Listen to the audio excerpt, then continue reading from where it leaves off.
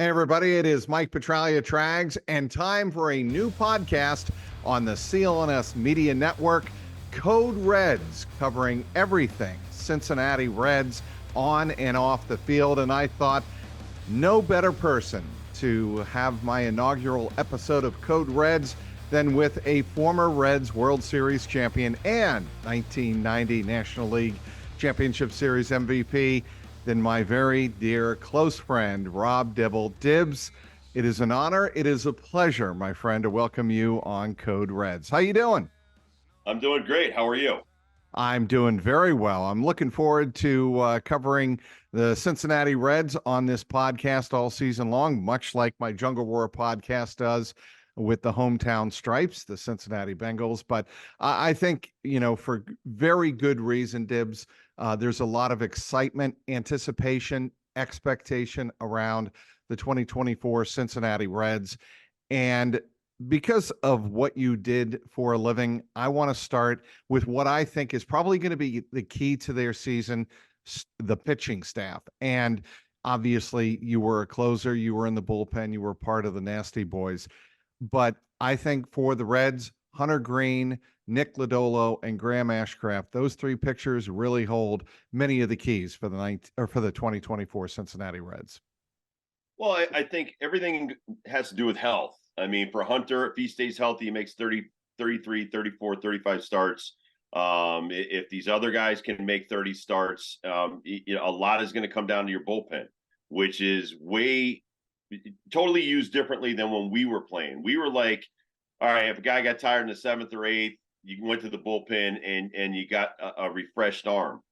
Here, it's more scripted to where from the sixth or seventh inning on, you've got a bridge to the closer. And, it's really the starters need to see, if they can get to the seventh inning. And then the guys in the bullpen, they're going to be worked differently than when we were. So we were up a lot, but we weren't in as many games. And they pitched less innings. So I think it's more stressful today than it was for us. Because when you got in a game, you stayed in for 2 or 3 innings.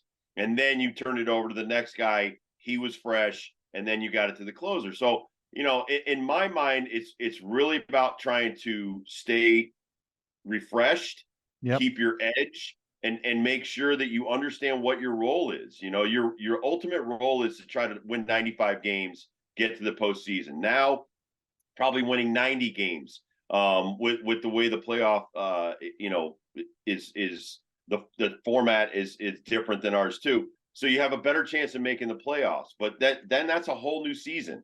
So, it's how you're built for the regular season to get to the playoffs. Since I've been covering it, since I've been out about 25 years, it's really, if you can get to the postseason or get close to the postseason, make some improvements to your team, you can go far in the postseason. You look at the Arizona Diamondbacks last year, they were like the third best team in their division. But once you get there, Yep. they had a rookie starter, you had a veteran starter, and a really good bullpen, and you scored enough runs to get there. Anything can happen. So it's really about, we were big in my day on, the day-to-day grind, but winning a series. If you can win a series, you move on and win the next series. And you keep your goals smaller, and you don't worry about the postseason when you start spring training. You worry about staying healthy. And that's good habits. And, getting yourself into good habits comes from, and they have training staffs, they have strength and conditioning coaches. They have a lot more at their disposal than we did. And so it's really finding a happy medium between being a baseball player and, being a workoutaholic. And some of these guys work too hard and they break down. And so for me, it's all about, listen, your job is being a baseball player. Your job is to win championships. Get yourself as far as you can and as deep in the playoffs as you can. They won 82 games last year. They got to shoot for 92, 95, and then go from that point on. But start in April, win as many series as you can, but you've got the talent. You have as much talent as anybody in your division, anybody in the National League, and that's where you start if you're the Reds. What do you like about David Bell? from afar. I mean, obviously you still watch I the know Reds. David pretty well, and Yep. David is one of the more well, he's such a cerebral thinking manager, and Yep. he's not gonna, wear his emotions on his sleeve unless he has to. He's a player's manager, but it's different. Talking to him, talking to the guys in the clubhouse, they come in, man, and they come in after the game, Mike, and they're on this. They're on their cell phone. In my day, you're grabbing a beer and you're sitting Yep. down and you're discussing the game. So it's tough to be a manager in today's game because you've got to manage every guy differently.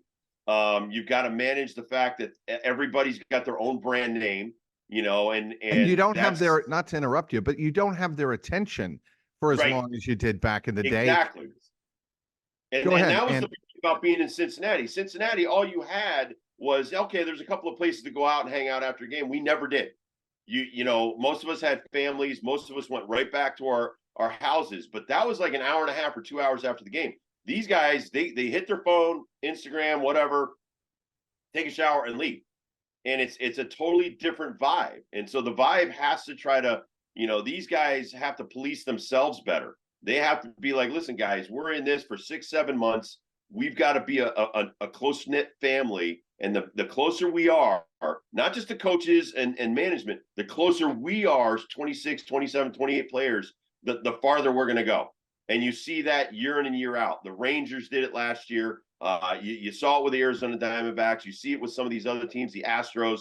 The managers do a great job of setting the tone for the day, but you've got to end the day with a tone, and that comes from the players. The players got to hang with each other a little bit more on and off the field. I can honestly say, going back to my day, yep. and I'm still best friends with Eric and Barry I was and just going to ask Paul about that, O'Neill man. and Norm. I talk to these guys daily. I just talked to Barry the other day, because I was kind of offended that Brett Butler was in spring training because he was one of our nemesis when I played. I'm just Yes, kidding. he was.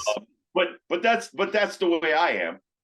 But we would go out 20 strong, whether it was restaurants, bars, whatever. We always were a group, and the closer you are as a group, the more it's going to be like, yeah, you have some infighting, you have some guys that get on your nerves, but that's your family. What brothers do. Exactly. So you have to be brothers, and so we can mess with each other, but nobody can ever mess with us. And that's got to be. You keep it simple, you keep it family orientated, and you're going to do some great things. So I think, and what I remember, the obvious leaders on that 90s Reds team, certainly as position players, were Barry and Eric, right? I mean, pretty much undisputed. I think Barry was more vocal than Eric was. Am I right there? And I would Oster. say Ron Oster was one of the veteran leaders. We had Ken Griffey Sr. was one of the leaders. You had guys like that. We brought in Billy Doran. But all of those guys had respect. And the more, and the thing with Eric and I and Norm and everybody, Eric's always been family to me. He's always been a brother. And your brother can get in your face and critique you. And it's not offensive. It's business. Right. And when I was screwing up, I would hear from Eric and Barry, even Chris Sabo or Paul O'Neill, really dear friends. Norm and I were roommates for 7 years. So, you're getting different feedback, but it's all about, listen, do your thing, do what you do best, and help the club however you can help the club. And the one thing with Eric was never be satisfied. So when you're looking at the best player on your team, and Barry or Paul, these guys were never satisfied, Mike. If I could go back in time and do videos on how I watched Eric work, how I watched Barry work, how I watched Paul work, Chris, they were unbelievable at what they did.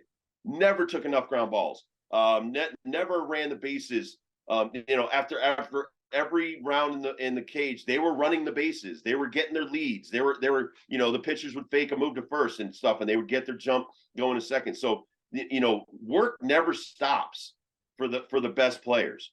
And so if your best players, if I'm looking at Eric Davis, and we used to do this power shag thing with the pitchers in the outfield, Eric or Paul or Billy Hatcher or whoever was in left field would be like, get the hell out of here, go somewhere else, I'm working. And you respected that. You're like, hey, and then you'd stand back on the warning track and you'd watch Eric Davis getting jumps off live at bats. You'd watch them coming in. You'd watch them throwing to different bases. So they weren't just taking infield, outfield. They were always consummate professionals when nobody was looking. That's when you know you have great players and great teammates. They're working when no one's watching. And that's the difference, I think, in today's players. And yes, today's players, you're doing videos in the weight room, you're doing videos, in the batting cage. So that, to me, that's meaningless.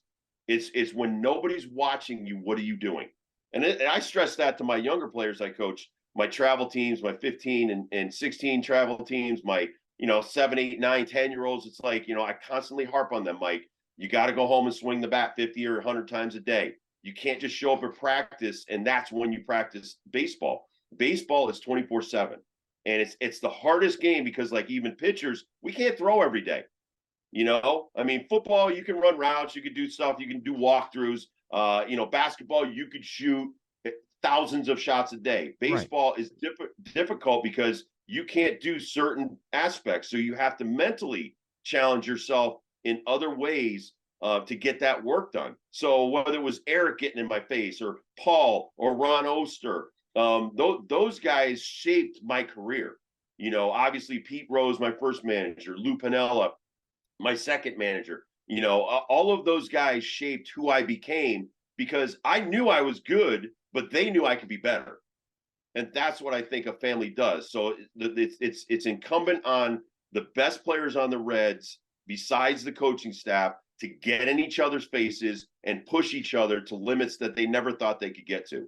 Here's what I wonder about the 2024 Reds, Dibs. Speaking with Rob Dibble of 97.9 Fox Sports Radio in Hartford. Dibs, I wonder about the leadership of the 2024 Reds. Where's it going to come from? Because Joey Votto's no longer on the team. Yep. And some of their oldest players, Jonathan India, is as close to a hardened veteran of this team. And he's only been in the league, MLB, for 3 years. He was a 2021 NL Rookie of the Year, of course.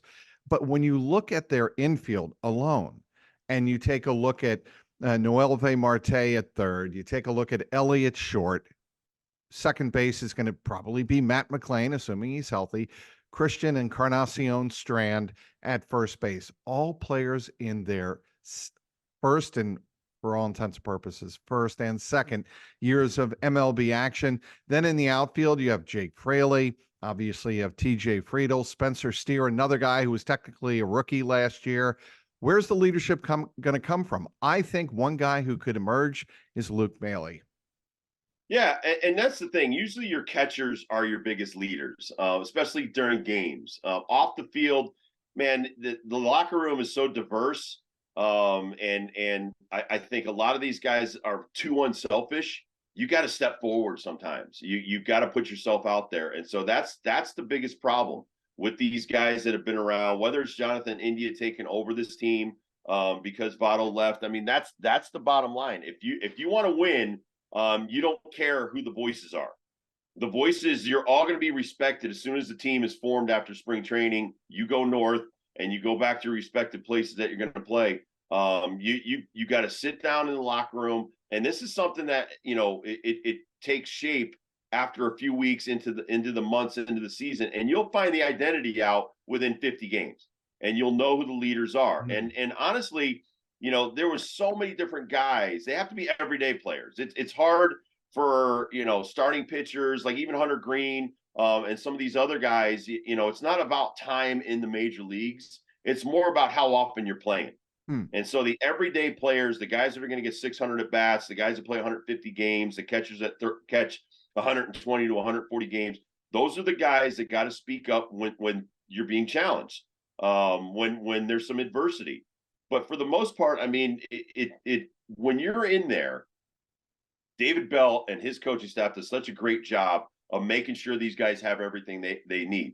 But at the end of the day, you got to keep it simple. What is your role? What is your job? You see with the Bengals, Joe Burrow doesn't have that much time in the league, but he's got ultimate respect by what he does on the field. So it's, the better you are as a player on the field, then you can walk into the locker room and throw your weight around a little bit to the guys that are looking up to you. And it's not about hey, I'm the captain and I need to wear the C. It's more of, hey, it's can you walk around to everybody's locker? Can you go in the training room and get the malingerers out of the training room and on the field? That's the role of your team leaders. So it's not just rah, hey, we need to win tonight, stuff like that. That you already know that. That's a given showing up at the field. Your job's got to be, you got to go over to the guy that's kind of got his head in his lap and he's one for his last 20 and be like, dude, everybody goes 1 for 20. And you're only as good as your next at bat. It's the messages you send, without being sometimes personally embarrassing a guy or humiliating a guy. It's those moments. Like I said, when Eric spoke to me or Barry or Paul, it wasn't in front of the group. It was man to man. And I think that's what a leader is. He's a guy that knows when you're hurting or you need a little pep talk, just to get yourself out of your own mind. Because the one thing about sports, 95% of the game's mental. And a lot of the weight is, I call it dwelling. You dwell on negative too much. You get in this funk where you're like, you can't get out. And then somebody's got to pull you out and be like, dude, it's fine. That was yesterday. We're only as good as today's game. So the more they can find guys like that are willing to go around and pull guys, back into the mix, the better the Reds are going to be. Do you think youth is a big advantage for this Reds team? 100%. 100%. Being where I cover Yankees, our station covers the Yankees, obviously, Red Sox and Mets mostly. One of the biggest names is Elly De La Cruz. And Elly is the type of player where he reminds me of Eric Davis and Barry Larkin all rolled into one, where you're that big, you're that fast, you're doing that much. But for him, he's got to get better. He's got to bring his batting average up. He's got to get on base more. My God, he played 85 games or less. Yep. He scored almost as many run a game. And there was guys that's why Brett Butler was working with him last week. Exactly. Yes. He's got to think about my role. And then when we got Deion Sanders, your speed is going to throw pitchers off their game so much that it helps everybody else. So that's the one thing that we had. We had great legs. We had guys that could steal bases, whether it was Sabo, Larkin, Eric Davis, Billy Hatcher, Paul O'Neill. Everybody could steal bases. The more you run guys into bad defensive decisions, the more games you're going to win. So just him stepping on a field, if he can get on base twice a game, it throws the pitchers off. I can recall so many times playing the Cardinals or the Pirates or the Cubs, and they had so much team speed, Dodgers, Giants, Braves, that our coaching staff went bananas. And I'm worried about the hitter. They're worried about the base runner. And guys don't understand how important it is to even the thought that you might steal a big base in a certain situation in a game. It gets into it's like a big thing in the pitcher's mind, and he takes his mind off the hitter for a second, and bam, that guy hits one in the gap, and you score that run anyway. So to me, it's more guys like that and the younger players and I'm not saying take chances, but the better you run from first to third, the more you make it seem like you're going to try to steal third base or you're going to try to steal second base. Whether you do or you don't doesn't matter. It's going to affect the way they do their job. And it's different too now. You've got a conversation where the catcher's talking to the pitcher, but you've got everybody on the field now can hear that conversation in their hats. And they've got the whole pitch comm thing going. I deal with UConn baseball. Yep. Their entire team now can hear the conversation. That's the technology of today. Can you imagine how much easier my job would have been if everybody knew? I don't like it. For the record, I hate that. I know you don't like it, but what I'm saying is if everybody knows a curveball's coming, you can play defense better. If everybody knows that we're going to pitch this guy fastball away on this pitch, the defense can shift when they need to shift. Now, no. Do I want everybody knowing exactly what's going on? No, because sometimes even that conversation is going to be a little bit limited between me and the catcher. But my point is everybody should be on the same page. They should. And when that happens on the defensive side, on the offensive side, you've got to try to throw them off that game. If all of a sudden they're looking for, let's say, a fastball away to a lefty hitter, and all of a sudden the shortstop is shaded, and now the second baseman has to try to beat De La Cruz to second base, you know how many more stolen bases he should get? I mean, those are the kind of things that these guys have to think about, consciously think about getting on base so that they can disrupt the other team's flow. How much have you paid attention to Rhett Lauder and Chase Petty? Have you paid? I've watched them. Yeah.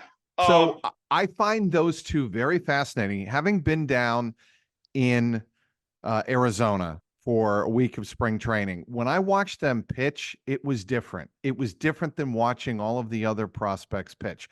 Obviously, Rhett Lauder, number 7 overall draft pick last year out of Wake Forest, didn't lose. Senior, he was 15-0, a ridiculous 1 ERA. He's 21, and then Chase Petty is 20, and he was acquired in the Sonny Gray deal. Those two pictures, when they pitch, there's a presence about them on the mound that is different than everybody else. And the reason I'm asking you this is, in this day and age, is there such a thing as rushing a pitcher with those type of skill sets too early to the majors? No, because now when you pitch at a certain level in college, and even in the minor leagues, like we have the Hartford Yard Goats here, which is a AA affiliate of the Yard Goats. So many of those kids have gone 21 years old. Tovar, for instance, who's now, went up to the big leagues last year. Guy was 20, 21 years old. Right. And you put him in the major leagues, mentally, he was ready for that. The only thing is physical. And to me, there's no more risk to a 20, 21, or 22-year-old arm now that I've been around orthopedic surgeons for the last 20 years. I've asked them so many questions. Honestly, really, I worry more about the underdeveloped kids in their teen years. But now these guys, they've been strength and conditioning. They have the nutrition in college and high school. Even high school, they have way better nutrition experts that are helping them. So physically, that's the only thing I worry about. But if that kid mentally can handle going through major league lineups a couple of times, obviously he's valuable. And then if you could throw him in the bullpen to bring him up and get him acclimated slowly. I used to love the Cardinals. They would bring guys in. I'll never forget, like Adam Wainwright. He came in as a reliever. Chris Carpenter got hurt. They put him in the bullpen. Yep. La Russa put him in the bullpen. Then he got back into the rotation. So anytime you're pitching in a big league game, Mike, you're getting used to the fact that it's not that much different here as AA, A, or college. And in fact, most great Division I teams around the country, they play at the level that they're playing AA ball right now. So you honestly, if you could pluck a kid out of AA and put him in the big leagues, there's no reason why 1 or 2 years in the minor leagues you can't put him in the major leagues. Now, the difference is the guys in my day and today's pitchers have to recognize you can't throw every pitch max effort. Right. You cannot throw a changeup 90 miles an hour. You cannot throw a forkball 90, 92 miles an hour. Listen, Norm Charlton threw one 92, 93. Eventually tore up his arm, popped it, got Tommy John surgery. Jose Rijo threw his breaking ball like mine, 92, 93 miles an hour. You know what he had? 5 elbow surgeries.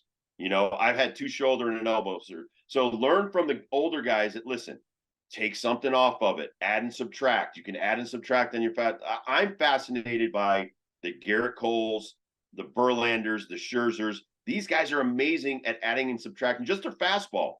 4-seam, 2-seam, addition, subtraction. Then you get to your breaking stuff. Then you throw your sinkers and get ground balls and strikeouts. So, if these guys can understand how I can have a 10 or 15-year career at the beginning of their careers instead of 8 years in and now my arm's killing me, that's the difference that these pitching coaches need to make. But these kids have to understand and ask these guys around. I'm happy that baseball's finally bringing guys like Barry Larkin and Brett Butler and guys like that back so these younger kids can pick their brains.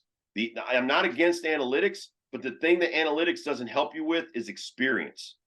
And guys that have experienced injuries, or guys like Barry Larkin that played 19 years. Hey, Barry, how did you play 19 years at the same weight, and play at the same level? And how did you maintain yourself? Those are the questions these kids have to ask. So it could be a pitcher, because when I was playing, I asked the everyday players stuff as much as the pitchers. So you have to ask everybody in the room, and they can help you. So if you're 20, 21, 22, it doesn't matter. Listen, Nolan Ryan was in the big leagues at 20, 21. The guy played till he's 46. A lot of these other pitchers and players started. Gary Sheffield was 18. Robin Yount was 18. All of these guys. So it's you can do the pitching, you can do the playing, but it's knowing what your body's telling you. And for these guys, they think max effort right out of the gate. And I see it with 16 and 17-year-olds. I'm like, you don't have to throw every pitch like you're going to kill yourself. You got to locate. It's better location than velocity. And it's been drilled into their heads the last 20 years that throw 100, throw 100, throw it. Listen, that word throw doesn't mean pitch.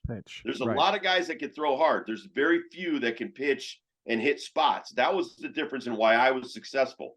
At any level, I could throw a strike with my eyes closed.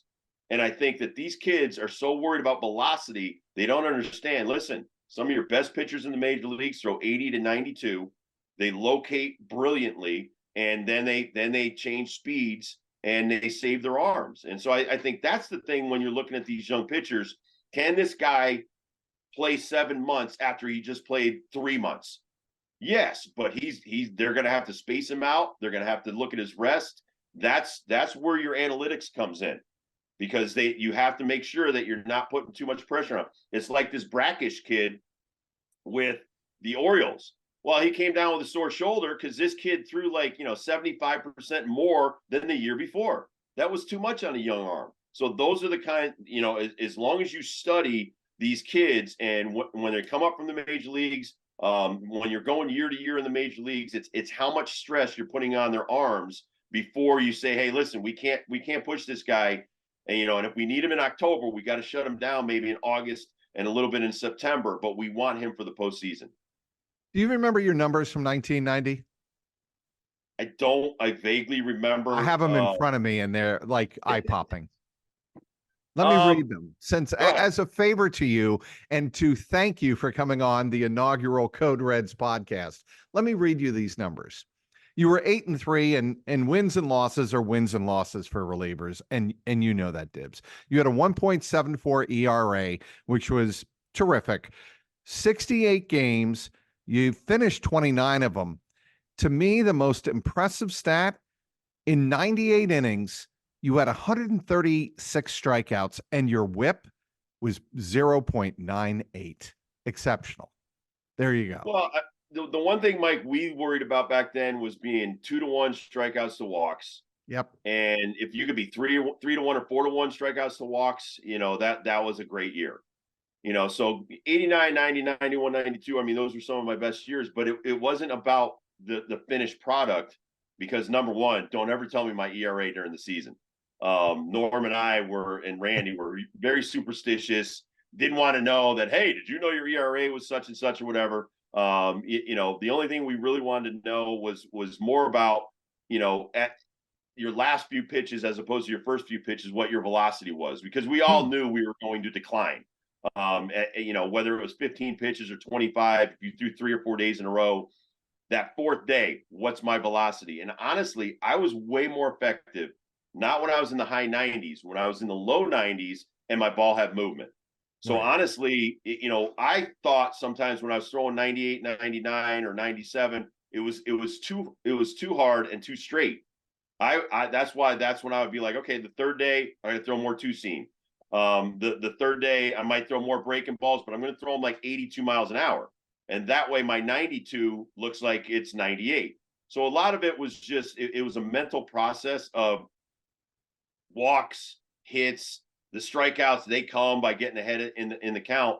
But for the most part, especially the 8-3 record, you're coming in close games. You're up a run, you're down a run. It could be a tie game. So that's, I think in 89, I think I had 10 wins. But a lot of that, I mean, I got 2 in the last 2 weeks of the season. For a lot of that, it's being out there at the right time and being, like we used to call it, being a vulture and stealing the wins from the starters. And they hated us for that.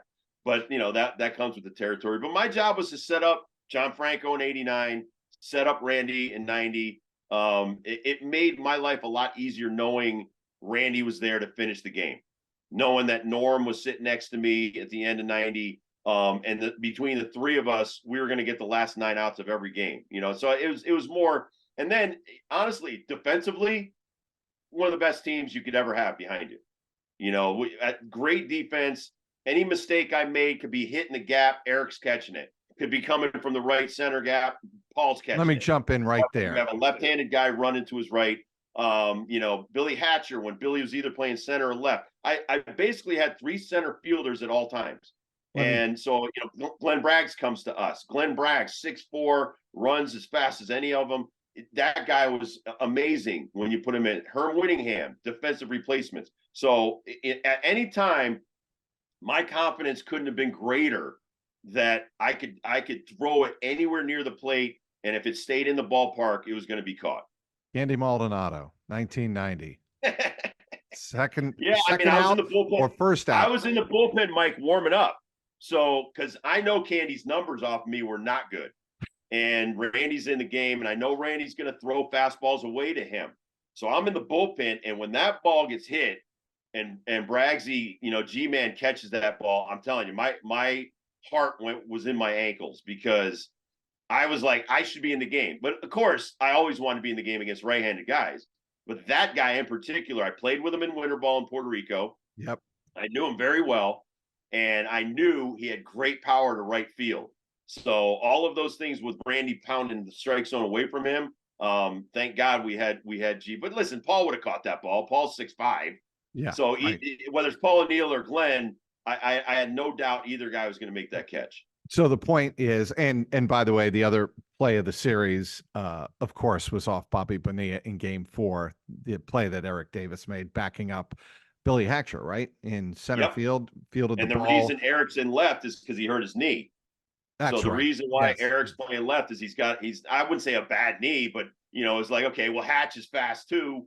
Hatch came over from Houston as a center fielder. And it's like, all right, these guys, like I said, we always had center fielders. So the fact that, again, Eric's back, and I was warming up in the bullpen. I came in that game and got the save. The fact that Eric or Paul always had the back of the center fielder when he could, dive for a ball or jump for a ball, that was our defense, man. Everybody picked up everybody. There were 3 plays. What am I forgetting? The Paul O'Neill throw in Game 2 was an absolute. And Sabo with the deke. Watch the video. Chris is standing there like there's no throw coming. Grabs it, tags him.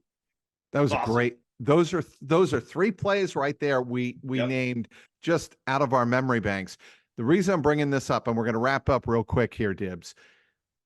The Achilles heel, I think, of this team, certainly last year, was its defense. And Jeimer Candelario is one upgrade, certainly, for the Reds defensively.